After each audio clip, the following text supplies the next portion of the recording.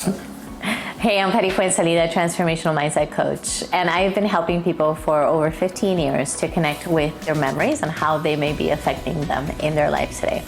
So it's there's 3 steps to memory, and it's kind of important to understand how this works in order for us to be able to work with memories, right? So the first step of memories is encoding. Encoding happens when we are present in this moment and we're processing all of the sensory information. And all of that information is being sent through our short-term memory. But in order to get the short-term memory, which is our working memory, into long-term, we need to go through a process of consolidation. In consolidation, the brain is taking all of the information that was worked through in the working memory or short-term memory bank, and it's going to decide what it is that really needs to be kept for long-term storage.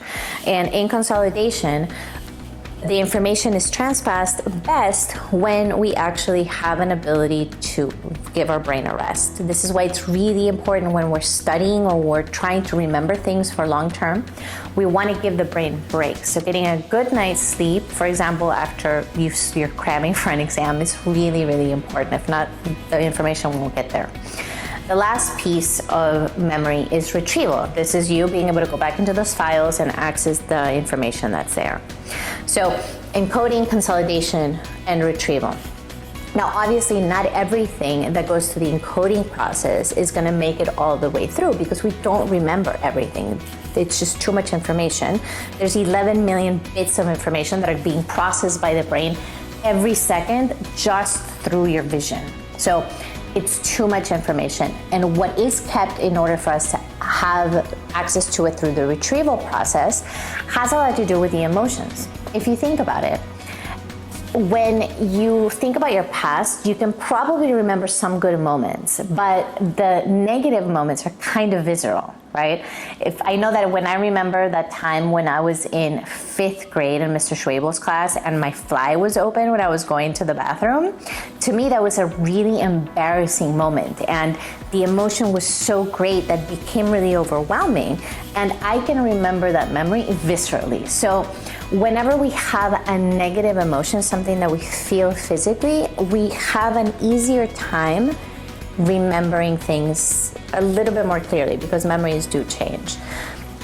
And another way of retrieval being more successful is during the consolidation process, when we're able to give the brain an opportunity to relax so that all of this information sinks into long term, the brain can access information more easily. It's like in your house, right? If you have a bunch of little things that you put away in their place, like you put the forks in the drawer where the utensils go, and maybe you put your extension cord in a completely different drawer, you're gonna have an easier time retrieving it, right? But if you just come into your house and start putting things all over the place, you're not gonna find the electrical cord, right?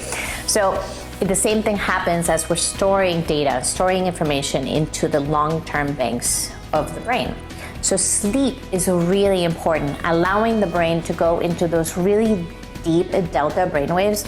Going into REM sleep allows all of that information to be stored. Well, not all of it, but the information that's relevant to be stored for later retrieval.